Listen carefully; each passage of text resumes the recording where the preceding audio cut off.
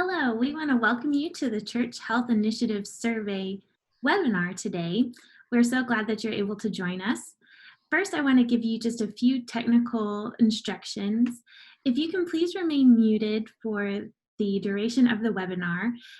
We invite you to submit questions if you have them throughout the presentation, and you can do that through your chat function, and you can send those to the host, and I'll be collecting questions at the end. My name is Kaylee Lowry, and I am the Associate Director of Communications for Texas Baptist, and we are just so glad that you're here today. Another reminder for you, if you would like to view the presentation in speaker view, that will allow you to see both the PowerPoint and the video that correspond with it.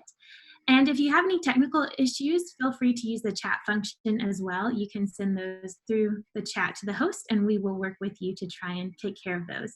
This presentation will be recorded, and we will make it available after the fact to all of our attendees so that you can review this information later as well. So now I'm going to hand it over to Ben Hanna, who is the director of our San Antonio Church Health Initiative, and he will be sharing with you about this pastor health survey.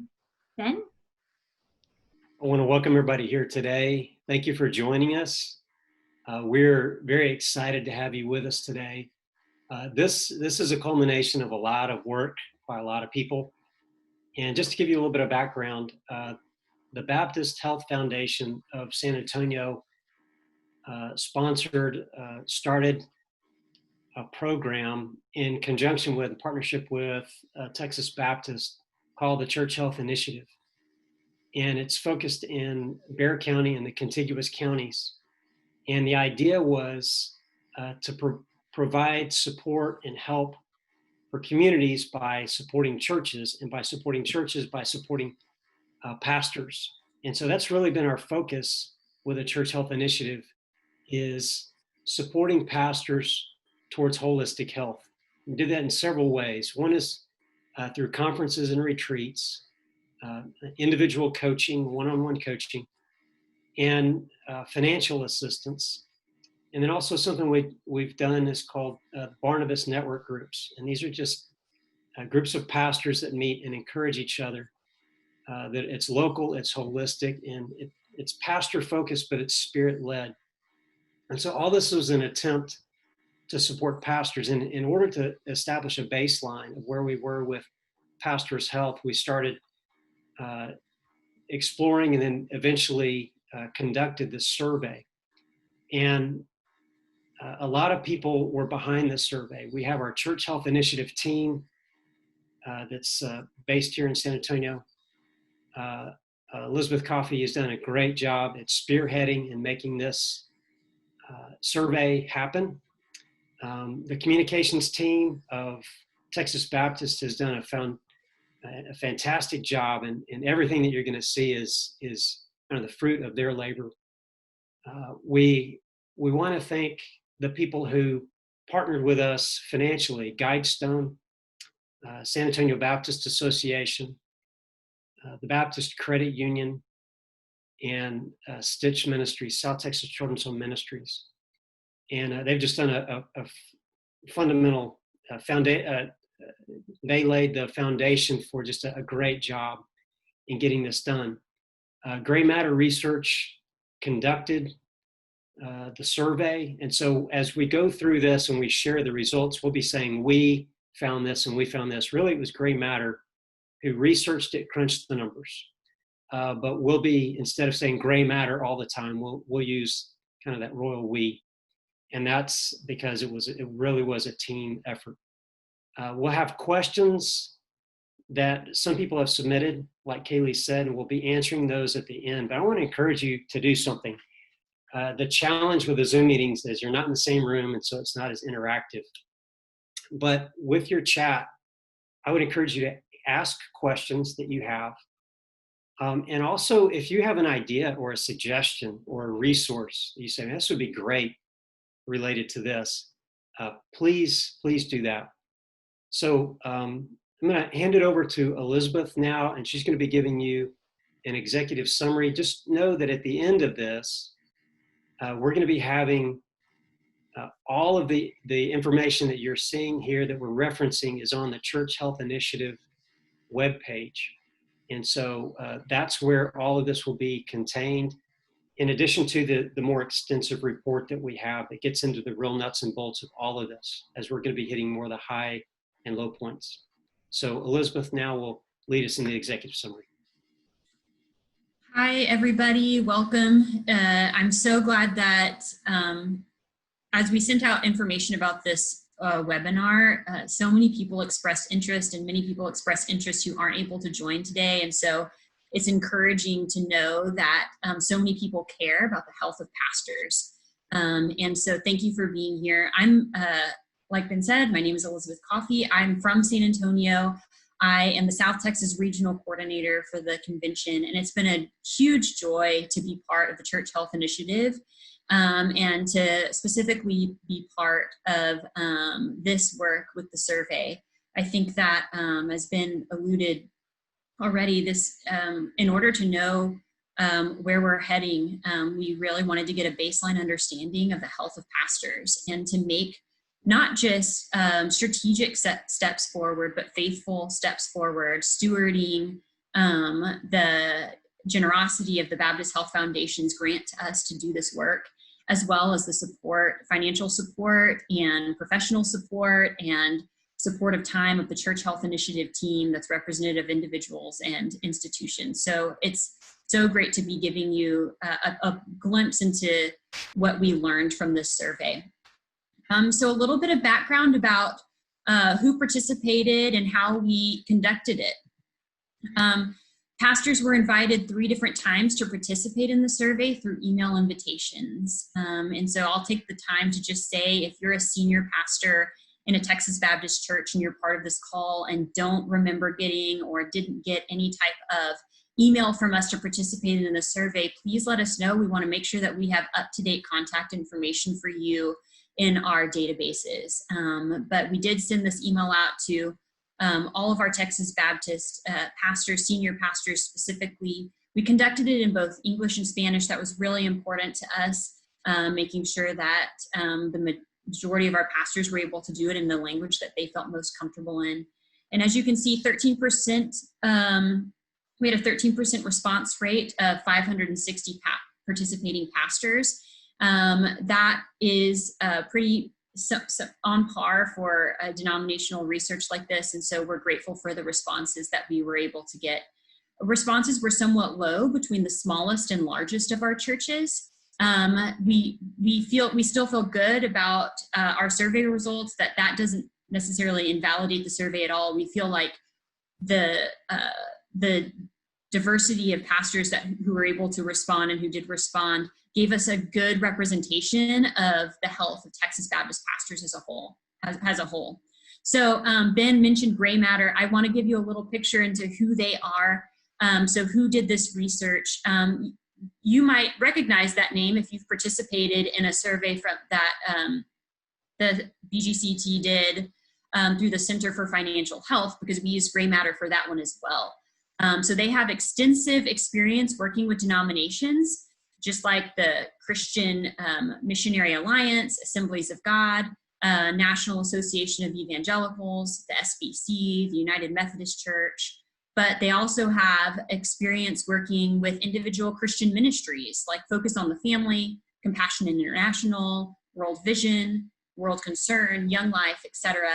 And then they have extensive work working with secular organizations like the Red Cross, BMW, Cadillac, etc. So these are just to name a few. So we feel really good about that partnership and loved getting to work alongside Gray Matter. And they did an excellent job of consolidating and synthesizing these numbers for us to help us make sense of them. So when we did this survey, we concentrated on 6 areas of wellness. We concentrated on financial. We didn't focus too heavily on this section since last year, like I already mentioned, Gray Matter did an extensive study on pastors' financial status, working with the Center for Financial Health through the BGCT. But we looked at financial, but the other 5 were spiritual, work, family, relational, and physical and mental. These were the 6 areas of wellness that we looked at. Now, with a better understanding of why we did this, and who we partnered with to make it happen, and then the larger vision for the survey's purpose, let's get into the results. I'm going to hand it off to Ben to lead us through the first 3 areas of focus, of areas of wellness, and then he'll shoot it back to me, and I'll lead you through the final 3. All right, so for financial, we're going to cover this section a little bit more in depth as a process, because it's going to start to set the model for how gray matter actually did each of these 6 areas. So we use this as an example of what we did. When it comes to financial, we looked at the level of personal and household financial stress, whether church-related income is sufficient to their household needs, not whether it's great, not whether it's at a certain level, but if it actually is sufficient for their needs. The level of debt load that they have, the presence of health insurance or health coverage, and we'll look at each of these really quickly in turn. So, personal financial stress or worry. So 6% of our pastors report having a tremendous amount of stress or worry about their personal or household financial status. 11% said that they have a considerable amount of stress or worry about this. Then another 15% have quite a bit. So you've got 1/3 of all pastors having at least quite a bit of financial stress or worry. And we've got the rest having only some, not much, or none at all. Only 17% of pastors say they have that not at all, which may sound really bad, but when you think about it, how many of us have absolutely no stress or worry financially? And that data, this data was gathered before coronavirus, and we know definitely there's some things that are changing for a lot of people. But even before this started, really, how many of us have no stress or worry? And there probably aren't that many. When we look at church income versus household needs, 26% of our pastors say their income from their church is very sufficient for their household needs. Another 39% said it's fairly sufficient. But this means we have 16% who said, my income from the church is fairly insufficient for my needs. 14% who said it's very insufficient. Then 5% who get no income whatsoever from their church for the work that they do. So again, we've got over 1/3, 35% that are struggling with insufficient income from their church. When we look at debt to income ratio, and we measure it this way because, it's one person, if they've got $10,000 of debt with an income of $130,000, that's probably pretty manageable. The second person who has $10,000 of debt with an income of $25,000, that's a whole lot less manageable. It's a different situation. So we asked them, compared to your household financial situation, what level of debt do you have? So we had 13% who said, I have no debt at all, so that's a moot point for me. But then we had 34% that said, I do have debt, but it's very reasonable compared to my income. Then another 30% said it's fairly reasonable compared to my income. So 64% do have debt, but it's not something that's weighing heavily on them. But we had 16% that said my debt load is fairly unreasonable, and then another 7% saying it's very unreasonable. So we have about 1/4 of our pastors that are struggling with the debt that they have. It's difficult to pay down that debt when it's unreasonable for them, given what their income is. When we look at health insurance, now this was the final measure, health coverage. This is really represented a kind of a mishmash of different situations for the pastors. Thankfully, only 7% said that we have nothing, no health coverage whatsoever. A lot of pastors had a mix of things. It was very common for someone to say, my spouse is covered by her work. I'm covered by Social Security because I'm 66 years old, or I'm covered, but the church doesn't cover my spouse and kids, and we have to pay independently for them because my spouse isn't working. So it was very common to have a mixture of things going on. But you only have 1/3 of pastors that either they or anyone else in their household is getting health insurance or health coverage through their church. They're managing to pick it up another way, whether it's a second job or whether they have to pay for it independently or it's through the government, et cetera. But the good news is that only 7% are completely uninsured. So as we look at measuring critical issues, and what we did in each of these 6 areas that we're looking at is we looked at how many pastors in total are having issues, and then we divided these into 2 areas. One is negative issues, issues that are negatively impacting them. The other is critical issues. To explain what we mean by that is we look at each of these 4 here. The level of household financial stress, income compared to financial needs, their debt load, and the presence of health insurance. We looked at the most difficult possible answer any pastor could have given. So on household financial stress, it was those who said, I have a tremendous level of stress. Church income, not just insufficient, but very insufficient. Debt load, very unreasonable. Health coverage, insurance, none whatsoever. So any pastor who is struggling with any one of these areas was considered to have a critical issue going on in their lives.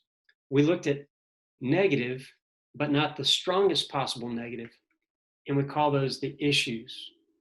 And we'll show you how this works. And you remember the first graph that we looked at related to the level of financial stress the pastors are having, not related to their church income, but their personal income. 6% said it's a tremendous amount, and so that goes under critical issues. So those 6% would be considered to be having a critical issue. A total of 17% said either a considerable amount or a tremendous amount, and that combined total negative, which is not intensely negative, would go under issues. So we did that with each of these 6 areas that we looked at. So we considering that if we look at the critical issues among pastors, the picture doesn't look that bad. We've only got 6% with intense financial stress, 14% with very insufficient income, 7% with a very unreasonable debt load, and 7% with no health insurance. That really, it doesn't seem that bad, but when we put all these together, we see that 27% of Texas Baptist pastors are experiencing at least one and possibly more critical financial issues in their personal lives. Then a total of 49%, and that includes the 27%, are experiencing a significantly negative financial issue.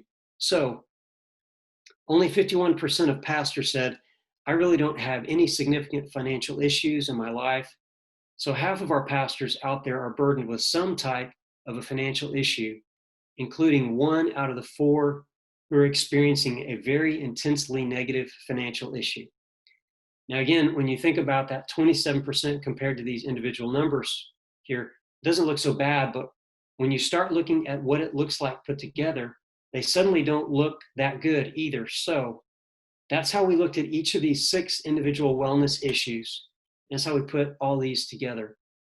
And for the remaining 5, rather than going through every single question, we're going to hit some of the highlights and some of the lowlights. And again, the complete report is available.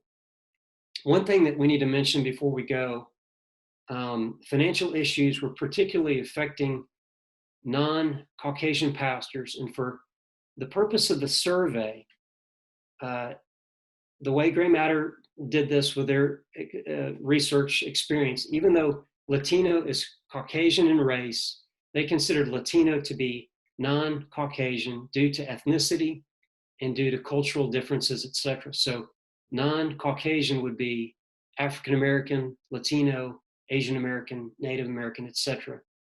So the critical financial issues are affecting non-Caucasian pastors. those from small and mid-sized churches, and those without a full-time paid position more than they affected anybody else. So the second area that we're going to look at is spiritual health. And then spiritual health consisted of how much they experienced the power and the presence of God in the past 6 months in their own lives.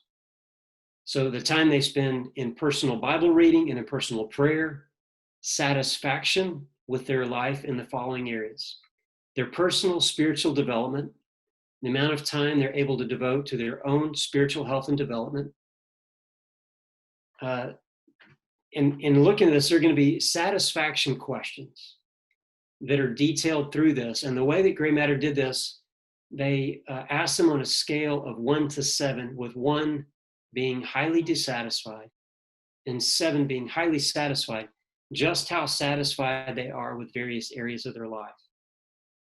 So a question that we were asked as we were debriefing this with Gray Matter was, and I'll just pose this, and there's no way for you to respond right now, you could by chat, but for the people on this call, what to you is a reasonable amount of time that you feel like a pastor should be spending in person, not necessarily for sermon prep, not for leading small groups, anything like that, but just as an individual believer, a follower of Jesus on a daily basis? How much time should we be spending doing that? Just kind of have that in mind as we go into this next slide.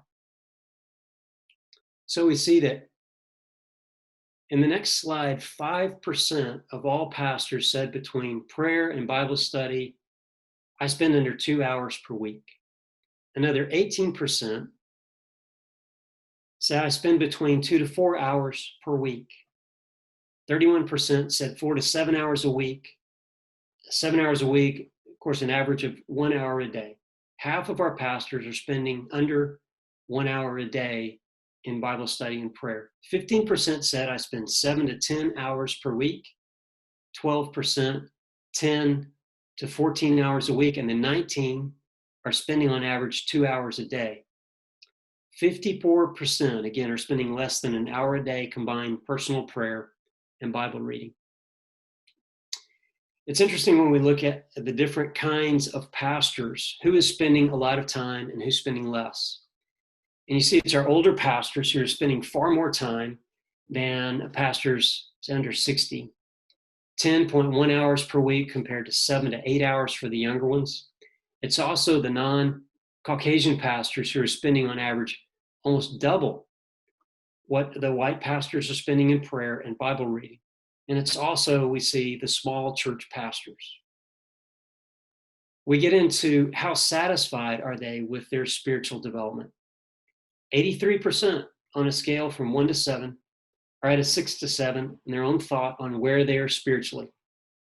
So there are some who express that they're unhappy where they were spiritually. You see that time available for spiritual development, much less satisfied, as only 56% are satisfied with the time that they have for spiritual growth. We only looked at a couple of key issues when it comes to spiritual growth.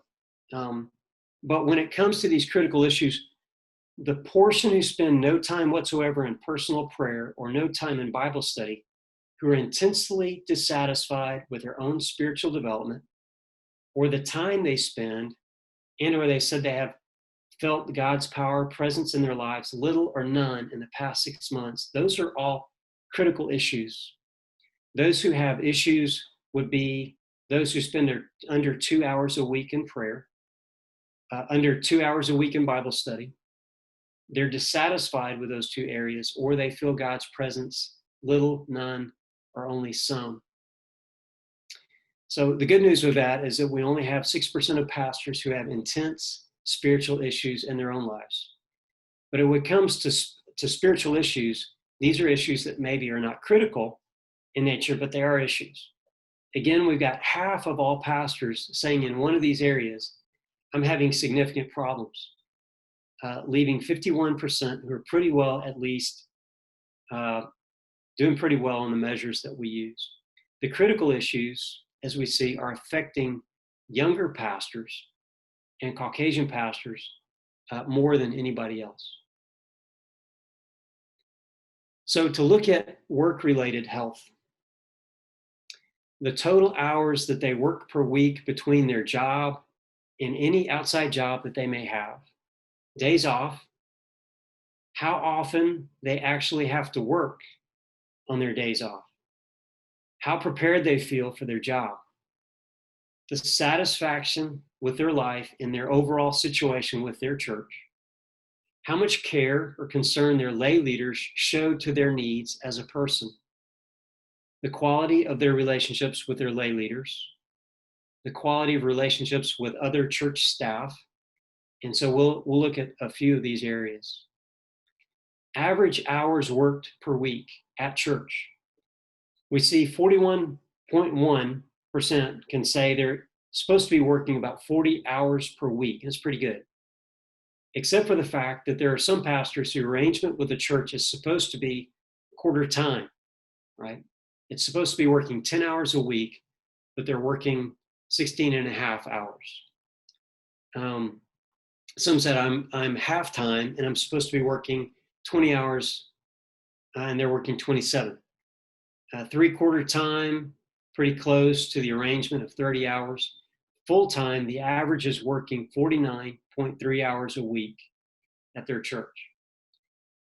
And it was pointed out to us, there's a funny thing about averages. They can be very useful, but they can also be misleading because the tendency is we look at an average and say, that's where everybody is. And that's really not true. So as we look at among full-time staff, 8% work under 40 hours a week. And for this study, the way they looked at it, we considered a full-time to be 30 plus hours a week. So a lot of these people aren't working less than they're contracted for. They're working an appropriate amount of time. 32% said they're working 40 to 49 hours a week. 39% said they're working 50 to 59 hours per week at their church. 21% are working 60 plus hours a week. That's a pretty intense full-time job. As we look at days off among full-time staff, 5% said, I get none whatsoever. I'm expecting to be working 7 days a week full-time. Another 11% said, I get half days. I might be able to take like a Monday afternoon or a Tuesday morning off, and that's it. 10% say that I do get days off, just not every week. So I might get a couple of days off a month. 1/3 of them said I get 1 day off a week. 38% get what is considered fairly normal for a full-time job, which is 2 days off a week. Then there were 4% in other situations. But even when you get days off, how often are they truly days off? How often do you end up having to do church-related work on your days off? So, almost always working on days off, full-time staff, 12%. Usually 22%. Not necessarily usually, but over half the time, 12%. And then half the time working on their days off, 21%. So what we've got is 46% of pastors, and these are people who are usually not getting 2 days off a week. Keep that in mind. 46% of them say that the time they do get off, over half the time, they wind up working anyway. Over 2/3 of them said at least half the time I end up working that time anyway. So tied in with that, we look at job fulfillment. This was described as more an ancillary question. What level of fulfillment do you feel in working these various areas of the typical pastor's job? Caregiving, preaching and teaching, growing the church, administrative tasks. The people who said, I feel highly fulfilled in each of these, basically, it's preaching and teaching and really very little else. Some of this is pretty understandable. There are not many of us probably. There are some strange few that really take full joy in administrative tasks. Some people, that's what they live for, no offense. They love it, but not many. So it's understandable when only 10% say that these administrative tasks I find highly fulfilling. Much more concerning is things like leadership. 20% find it highly fulfilling. Evangelism, only 25%. Caregiving, 26%. And sadly for the average pastor, really the only thing they find really fully satisfying is teaching and preaching. 5 or a 6 on a 1 to 7 scale, it looks a little better, but people who find various areas of their job unfulfilling. 51% for promoting stewardship and giving. 34% for organizational leadership. And on and on. You can see the other areas of the job where pastors don't find much fulfillment. So as we look at this next slide, this is pretty fascinating when you look at changing jobs. Okay? 34% of active pastors have said that in the past 2 years they have considered applying for a job elsewhere. 18% who have applied elsewhere. 23% said, I have considered leaving the ministry. And we think about the impact of all of those stats representing people really followed through with. So a total of 42% said that they have done at least one of these things, applied elsewhere, thought about applying elsewhere, or just thought about getting out of the ministry in general. So let's look at why. What are the reasons to consider a new church?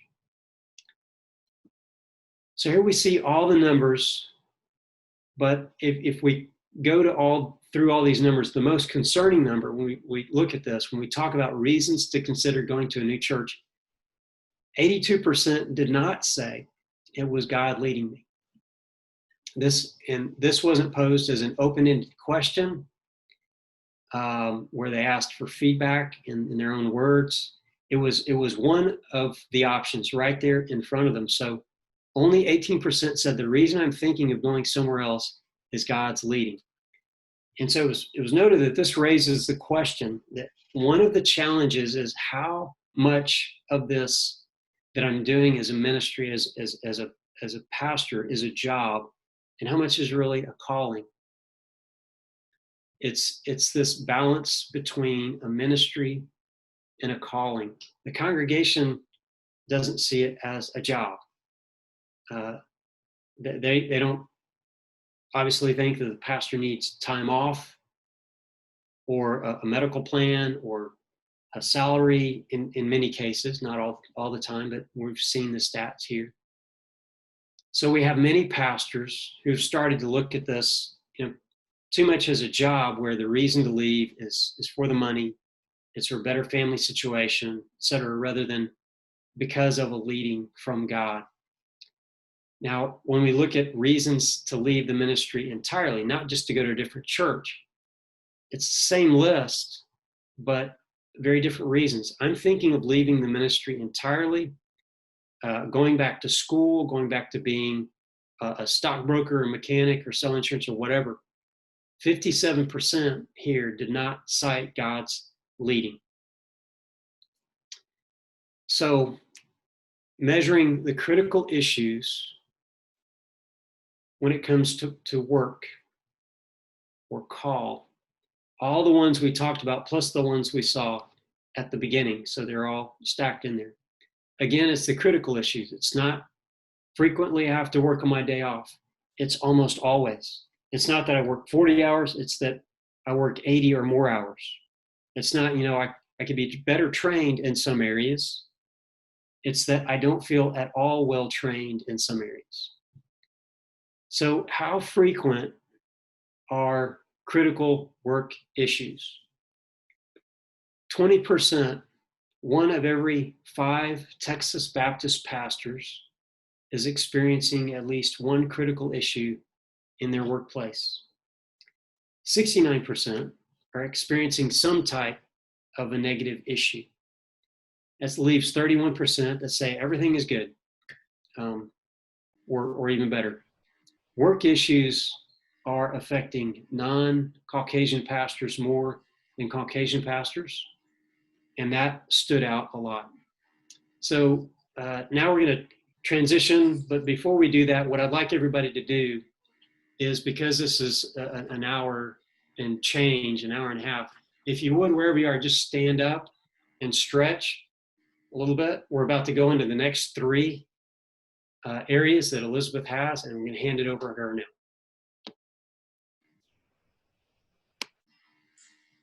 Thanks, Ben. So let's look at family issues and family health.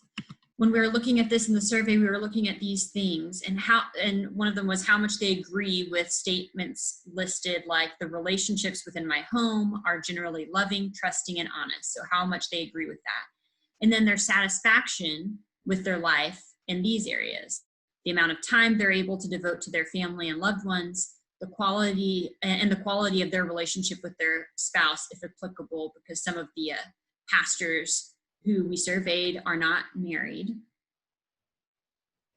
So let's start with satisfaction with family life. When you look at this bottom graph, the spousal relationship, the second bar, so we see 72% are at a ranking of 6 or 7, which is the highest, and 28% are lower than that, meaning they're having some struggles or significant struggles in their marriage.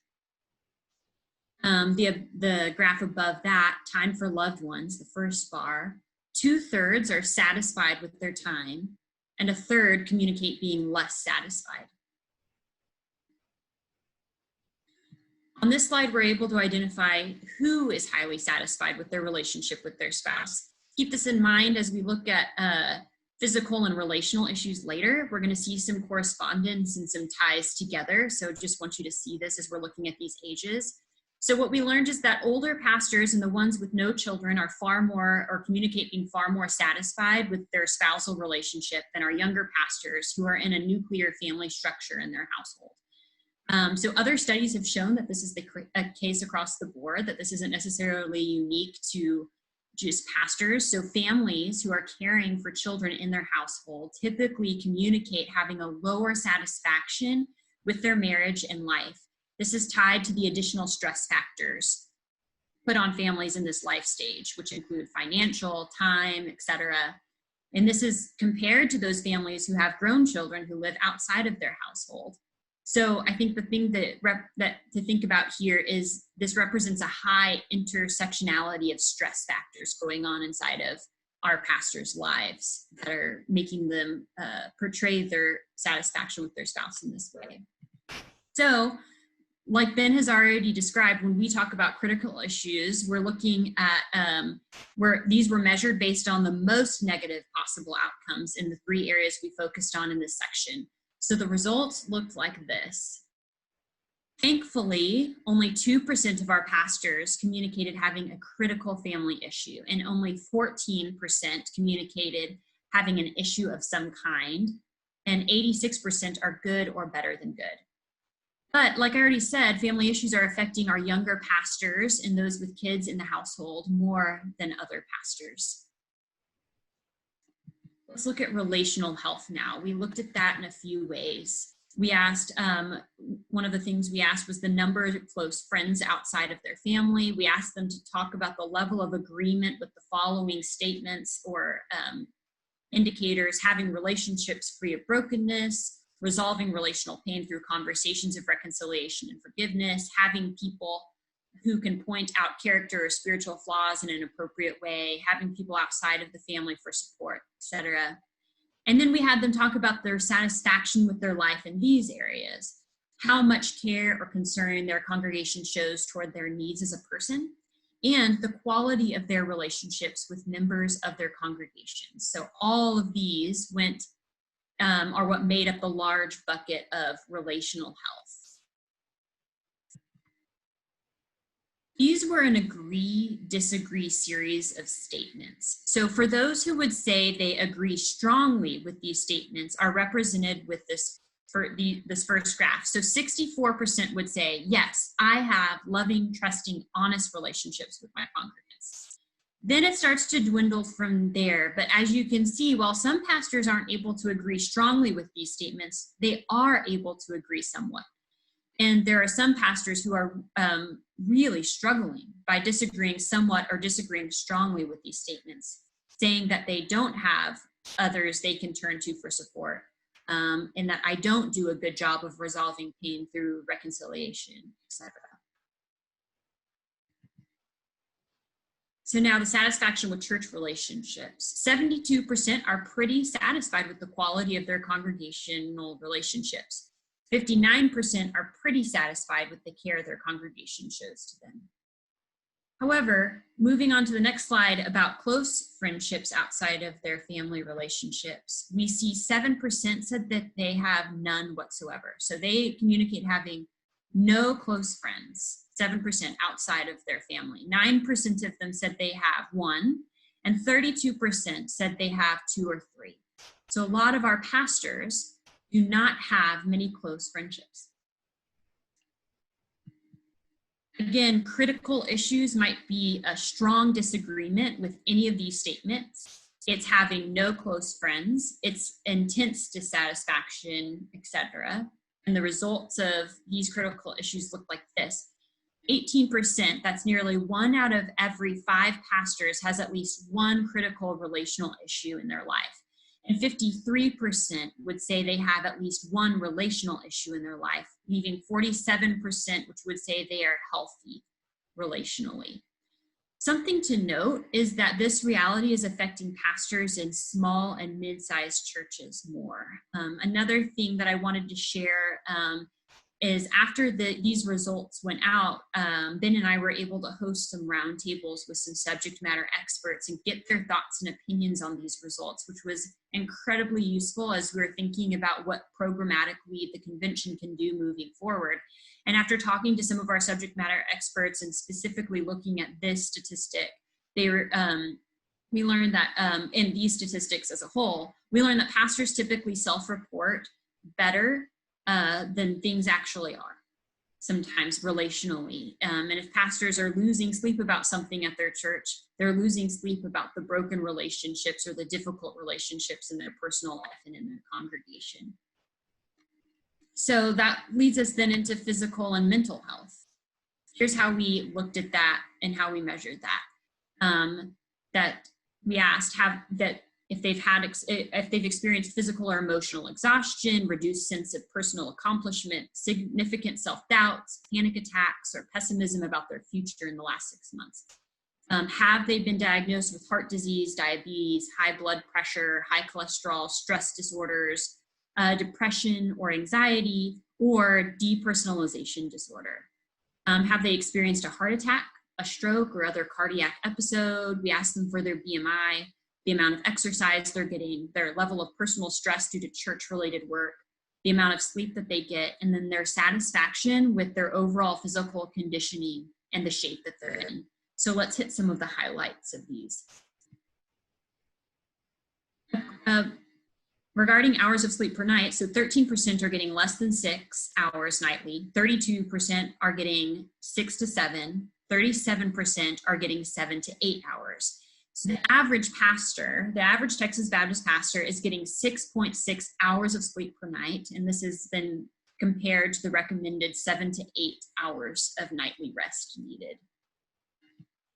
Regarding exercise per week, and I want to preface this with that the Mayo Clinic recommends 30 plus minutes daily. 26% of our pastors would say that there are no days in the week where they get 20 minutes or more of exercise. And one thing that might be helpful as we're thinking about exercise and what that means, because that might mean something different to all of us.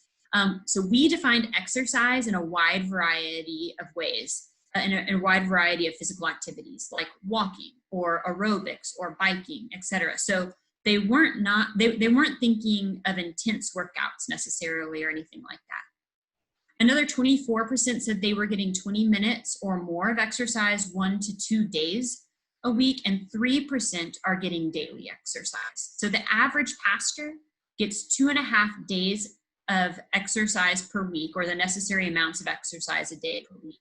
The biggest concern, or any type of exercise, I apologize, any type of exercise per week. The biggest concern, though, is obviously is that 1 out of 4 pastors say they get no exercise whatsoever.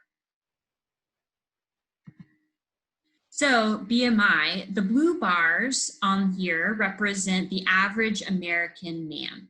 So 36% of American men qualify as obese or extremely obese. When we look at our pastors, unfortunately, it doesn't look much more positive. On here it shows, we learned that 14% of our pastors qualify as having healthy body weight, and 46% of our pastors are obese or extremely obese. Again, the blue bars are the average American adult. And not all of these were available to us to compare. For example, heart disease is not a diagnosed illness. It's a compendium of different illnesses. So there are no national statistics on that, but you can see how prevalent some of these are among American adults in general. But look at the blue compared to the green and see what it looks like among our pastors. Here are the most critical ones. Diabetes almost doubles. High cholesterol almost triples. 62% of our pastors are struggling with one or more of these medical diagnoses. And this doesn't include everything. So it doesn't include fibromyalgia, it doesn't include rheumatoid arthritis or anything like that. So we believe if we had included more of these things and more things like that, we would have fewer with no diagnosed illnesses. Problems were much more common among our older pastors than our younger pastors, which should come as no surprise because these stats are reflected in the general population as well. So what was one of the more shocking areas to us was asking people if they had experienced any of these in the last 6 months. So these show recent problems. 66% of our pastors have experienced at least one of these in the last 6 months. Reduced sense of accomplishment, physical exhaustion, emotional exhaustion, significant self-doubt, pessimism about their future, and 7% are having panic attacks. One of the most concerning findings in this study was that while physical problems were more common among our older pastors, emotional and mental problems were much more prevalent among our younger pastors. 78% of pastors under the age of 45 had at least one of these issues in the last 6 months. And that's a huge number. So how often do you experience church-related personal stress? Nearly 1 out of 10 would say every single day. 15% would say that it isn't every day, but it's more than twice a week. 10% say weekly, and others are experiencing it far less. But the thing to notice in this is that 1/3 of our pastors are experiencing significant personal stress due to their church-related work once a week or more. And again, 47% of the youngest pastors are experiencing this weekly or more. So when we're looking at critical issues, we would define them as intense dissatisfaction with their conditioning, under 5 hours of sleep a night, no days of exercise, extreme obesity, having had a heart attack, daily church-related personal stress, the presence of any of the listed 7 diagnosed diseases, or 6 mental health issues. This is what the results look like. 89% of our pastors are experiencing at least one critical physical or emotional issue. 94% are experiencing at least one physical or emotional health issue, potentially critical, but maybe not. 6% would qualify as considered to be doing very well physically or emotionally. So what we're going to look at now is the total critical issues among all these 6 different areas. So this will give us a bigger picture of how they relate to each other and what we learned in regards to how they correlate together and not merely apart. So you look at this first graph, 7% of our pastors have no critical issues going on in their lives. while 93% have at least one that they're dealing with. So the temptation, right, as we're seeing this slide, is to say things like, well, while diabetes is very serious, many people have diabetes and live long and happy lives managing it. Or many people have had a heart attack, and changing their lifestyle to address it and allows them to live long and happy lives. And that many people are in debt and learn to deal with it, right? However, look at this graph. 81% of our pastors are having 2 or more critical issues. 2/3, or nearly 2/3, are having 3 or more critical issues going on in their lives.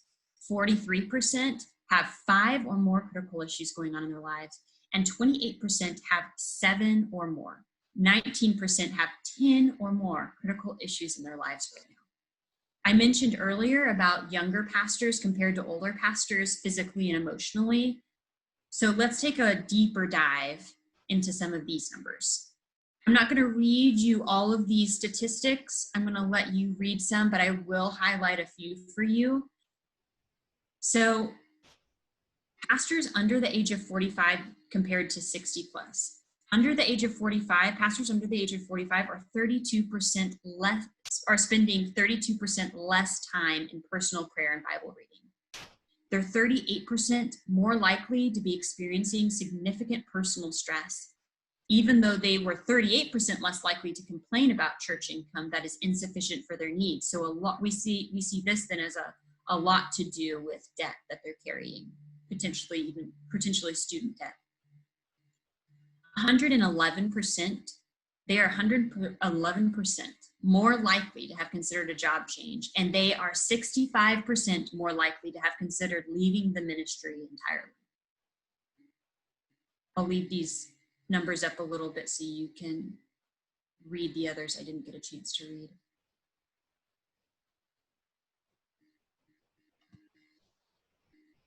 And here are some more. Pastors under the age of 45 are 37% less likely to report having loving, trusting, honest relationships with members of their congregation. Pastors under the age of 45 are 56% more likely to be suffering from physical exhaustion. They're 90% more likely to be suffering from emotional exhaustion.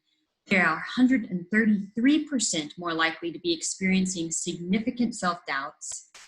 And they are 275% more likely to have had a recent panic attack.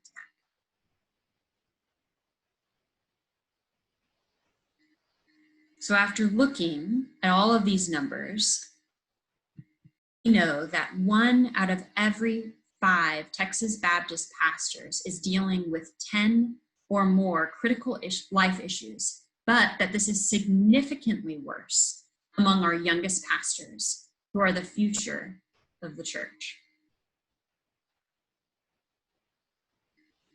So the question is, what can we do to help? And what can you do to help? I'm going to hand it off to Ben to share some ways we're responding to this, and then how you can join this effort as well.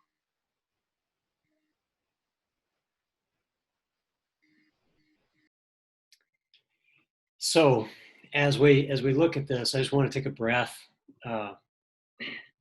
We've been drinking from a statistical fire hydrant. That's a lot. I remember the first time I heard all of this. It's like, man, it's sobering, but this is something that we need to know. That's why we call this, the You Are Here. We wanted to see across the board where we were as a convention and where pastors are. And there's something, we've got to identify this. We've got to assess the situation in order to know what to do next. I've been thinking about assessing where we are individually, because we all need a physical exam individually. Then when we get a good picture, then we can start forming some action plans. That's the second A, is we've got to have an action plan as to what are the next steps. So this is where we are on the map, and we don't want to be here, right? We want to be there. So how do we get there? The third part is the accountability. It's the community. It's the fact that we're not doing this alone. And that's honestly, since we've been doing this with the Church Health Initiative, that's one of the biggest challenges for pastors is isolation. And when I first stepped into this role, that's what I heard. I knew it experientially, some anecdotally, but I've heard that more and more that isolation is killing a lot of pastors. And it's only in taking these things into the light, right? It's hard, it's tough, but when we get into the light, either personally or corporately, that's when we can start dealing with these different issues. We've got to identify them first. And so the good news is that the genesis of this, the start of all of this was to respond to the problems that we've just highlighted. The Church Health Initiative, specifically Texas Baptists in general, there are many resources, and it's just how do we connect the needs with the resources? First, we identify that they're there. But to look at a few of these next steps, what can we do? Next steps and resources. One is just follow on social media at Texas Baptist. Subscribe to the email newsletter.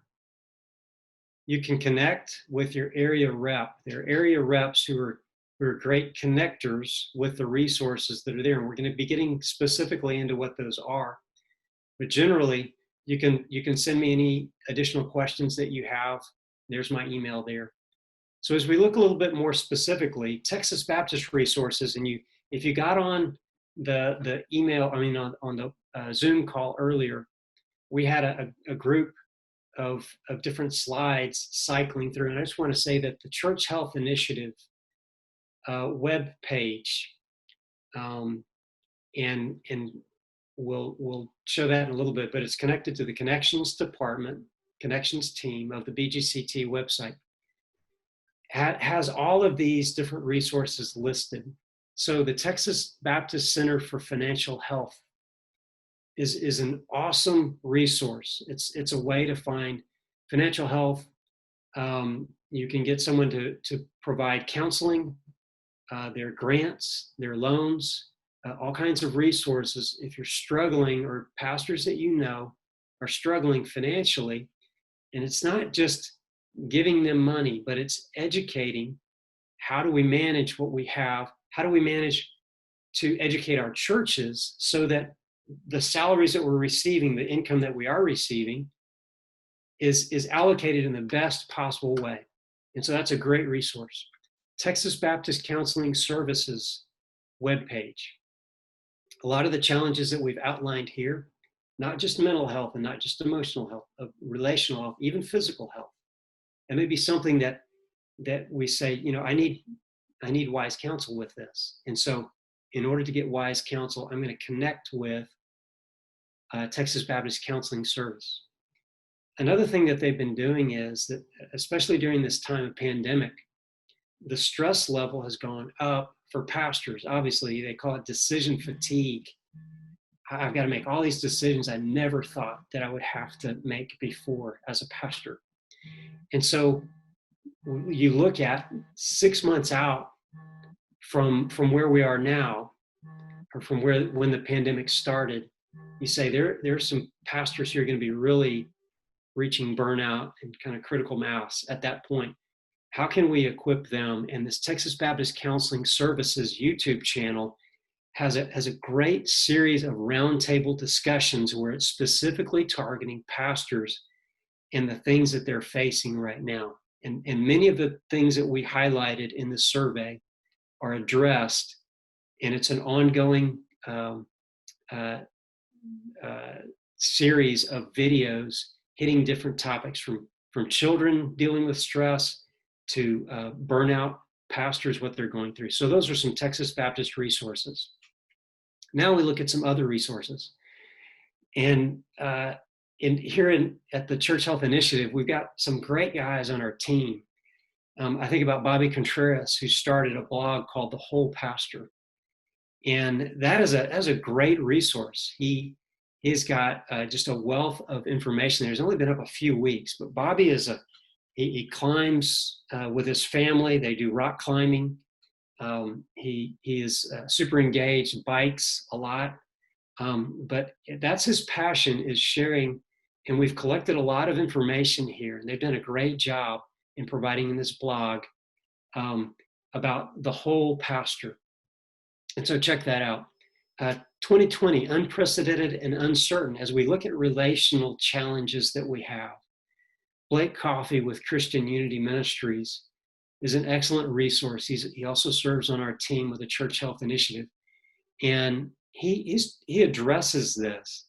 How do we navigate these times where the heat has been turned up in so many different areas? That's a great resource. Stitch Ministries, family counseling. They have been a part of our Pastor Strong retreat that we had, and just did a great job in dealing specifically with pastoral burnout. But they are located across the state and do a phenomenal job with the resources they have. And I'd also put in a plug for a program they've got called Faith and Finances, that they will come to your church and train your congregation. It's a very accessible, kind of a Dave Ramsey approach, but it's accessible for, I think, even a wider group of people, and it's very applicable for congregations. And then the Pastor Health Checklist. The Pastor Health Checklist is, if I go in and I assess my physical health, I want to take in this checklist to my doctor, and I want to get these numbers, right? And this will give me a baseline as I assess where I am. And Dr. Jim Ferguson, the cardiologist here in San Antonio, now he's teaching in TCU at their medical school there. And it's specifically geared towards pastors. And there's also a great video that he's put together that you may have seen cycling through that first banner that we had earlier, that specifically deals with pastoral health. I think about a few things like these, but really there are so many different resources out there. We're gonna step into a time of Q&A now, and maybe we'll be addressing a few more of these things here in just a second.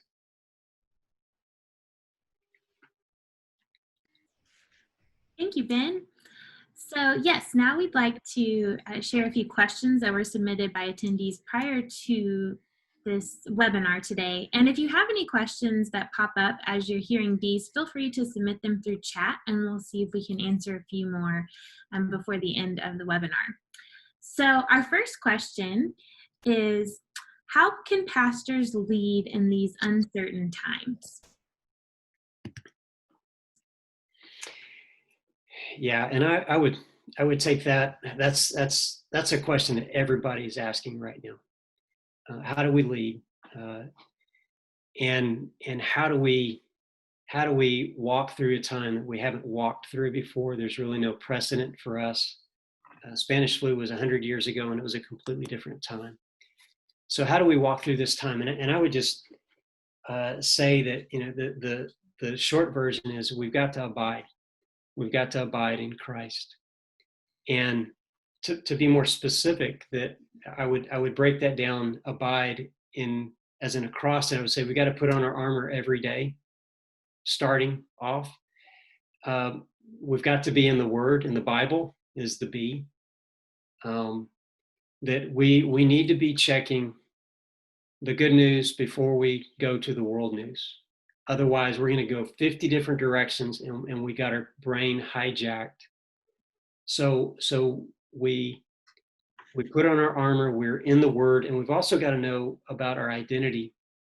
Our identity has got to be solid in who we are. And I'm not a pastor. I'm not even a dad, even though that's a role that I have, and a husband and a son and all those things.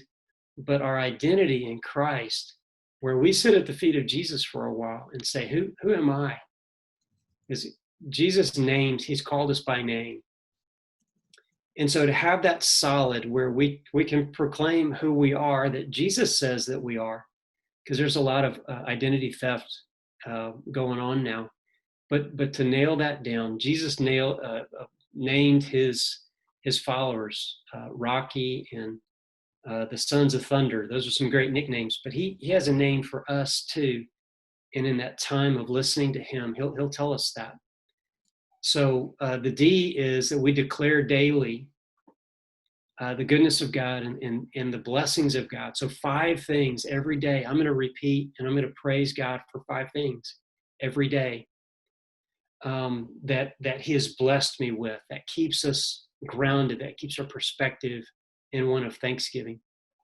And the E is my eyes on Jesus, fixing our eyes on Jesus, the author and the perfecter of our faith. So some follow Fox News and some follow CNN and some follow different groups, but we've got to profess to know. We've got to decide and resolve to know nothing but Jesus and then crucified. That doesn't mean that we don't look at these other areas or informed, but our lodestar, where we're focused, has got to be focused on listening to Jesus and hearing him. And we've got to have time during the day where we're not just engaged and running around, but where we're listening to Christ. And so I think in a basic way, we've got to abide in even deeper now than before. Absolutely. Our next question that was submitted is, while trying to do all the work in the church, meet the needs of people and the needs of one's family, are there any creative suggestions to help a pastor prioritize time for exercise?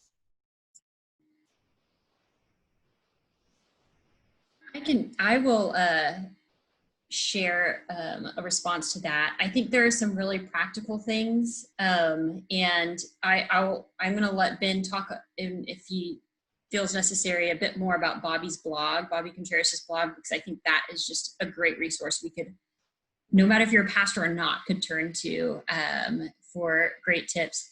But there's a lot of organizations coming out with resources for exercising at home, using your own body weight, and not needing to have a bunch of equipment and spend a lot of money on equipment that you may not have excess income to spend on. But one great app that I will just share is the app called the 7-Minute Workout. I know that sounds crazy, but even in I just gave statistics that we should all be doing 30 minutes plus of cardio a day. And so a 7-minute workout, how could that really be beneficial? But it really is a great place to start.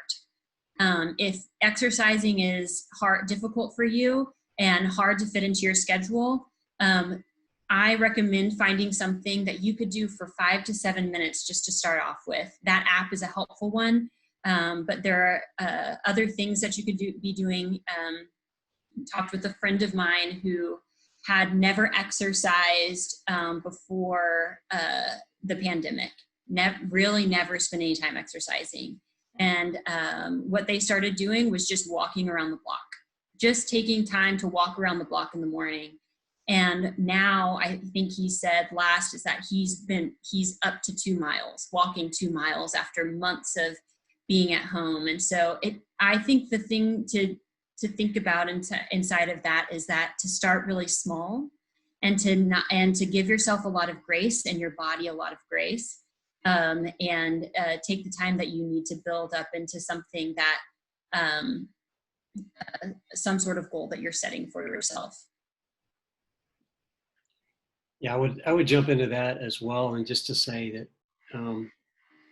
one of the things that has been great is just prayer walking. This morning was at Baptist Temple, and you get your mask on. You're outside in the parking lot, and you can just prayer walk. Chad Shapiro, who's at Ignite Church at the Thousand Oaks YMCA here in San Antonio, he does trash pickup around the like a mile loop around the YMCA, and as he's out, he's praying. We'll walk and pick up trash, and he meets people while he's out, as much as a workout, it's just movement. And so getting a standing desk, if you're talking with someone on the phone, be walking, just movement in general. Another part of the blog that is highlighted is something by a guy named Shad Purcell at Northeast Baptist here in San Antonio, and he does a blog, a post.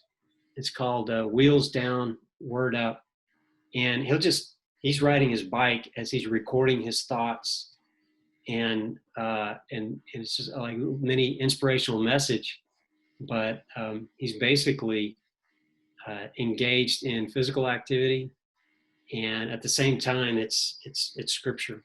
So just some great options out there about ways that we can engage spiritually but also physically. Okay, yes, our next question is, moving forward, how do we work to make curriculums, programs, and trainings more focused on meeting the spiritual, emotional, and physical needs of those we serve and lead? Yeah, there's so many good things out there, and I think about like I was looking again. There's something called the Daniel Plan. Rick Warren put together with Doctors Hyman and Amen, just some great ideas for engaging your congregation in utilizing something like that as a curriculum. So many different things you could do. You get a Daniel Plan group.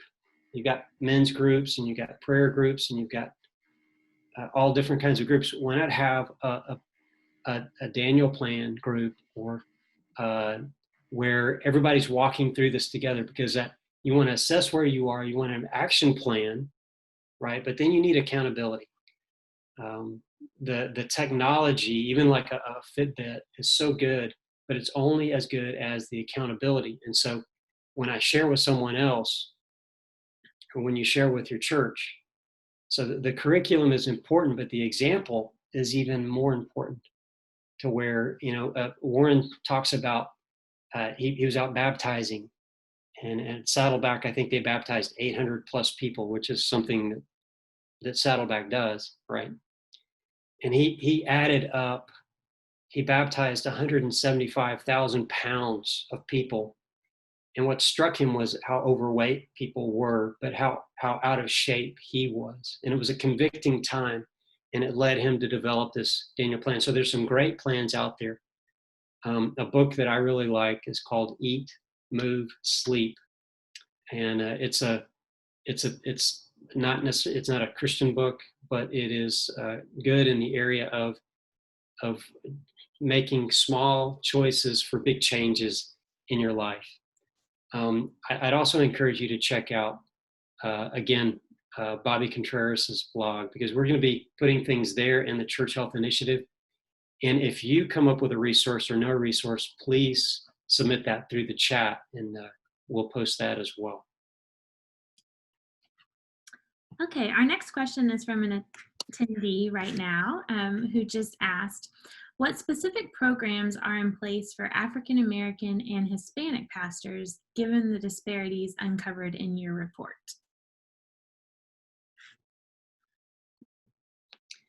We don't have any programs specifically targeted for African American or Hispanic right now. On our team, Olga Rodriguez, who works here in San Antonio, Patty Villarreal, they have looked at that issue specifically for Hispanic congregations and pastors. And there are sources and resources through the city, through the county, that specifically target those two areas. So we don't have that yet. So we're processing the information as well. But again, if you have resources specifically for that, that's a great question. We would love to have that, to get that information. We're not pretending to be experts with this, and we're learning as well. But we want to learn, and we want to get better at it. and we want to pass that information on and connect people to those resources. So if you have that information, please send that. It's a good question. May I also just add to that? I think, so one of the things that we've valued in this has been partners who are working in communities that we may not be working and have expertise that we don't have. We've listed several of them today, and Stitch Ministries is one of them. Some of the discrepancies between ethnic groups looked like, whether it was financial or relational. It was interesting to see how largely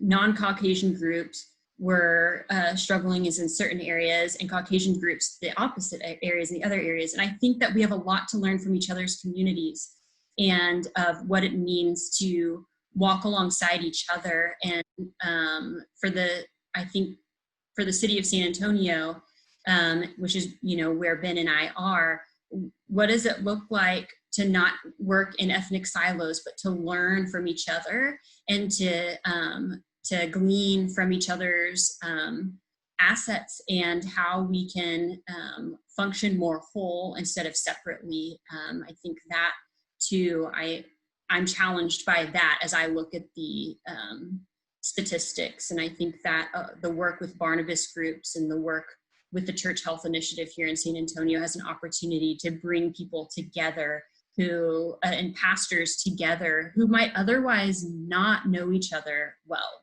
And that's an exciting thing. Great. I have one more question that was submitted through the chat, and it says, a major factor in these concerning issues is the small church or the larger church, which has not prioritized pastoral care. All churches need good pastors, but not all churches are good to pastors. What are your thoughts on this issue? Well, I'll jump in, and then Elizabeth, if you had something you'd like to add to this. As we started with the Church Health Initiative, we really had to start somewhere. And so we started with a senior pastor. That's not to diminish the role of other pastoral staff, and it's not to diminish the none of that relationship between the pastor and the congregation. Because the reason this was started was because if you have you want to have a healthy church, you want to have a healthy pastor, and vice versa. So there are really two things. How do we strengthen our churches, our congregations, and how do we strengthen our pastors to where they're working together and each is supporting the other? And so that's a good question. The pastor, I would say, you've got to start with the pastor having that personal assessment, having an action plan to grow personally, and then accountability. So the Barnabas Network groups that we have is pastors supporting other pastors. Like one group of these pastors on Sunday morning, they text each other and say, hey, I'm just praying for you, just to know you're not alone. Okay. At the same time, we've got to educate our congregations to where they know how to care for their pastors, because it's to their benefit that they take really good care of that leader that they have, that God's blessed them with. And how does that look in those interpersonal relationships? How do they take care of them financially? How do they take care of them relationally and emotionally? And so we're looking at ways, and this is where the Christian Unity Ministries, where we're looking at this, of how do we strengthen the congregations in their relationship to where those are mutually supportive. So we're starting with the senior pastor, but we know that it's not a silo where he's existing by himself. It does involve educating and encouraging and strengthening the congregations so that they can work together. And I'll say too, these materials, this video is being recorded, like was already said. It will be put on the webpage. There will be, and I don't know if we said this or not, but there will be Spanish subtitles as well, because somebody had asked if we were going to do this presentation in Spanish. So there will be Spanish subtitles.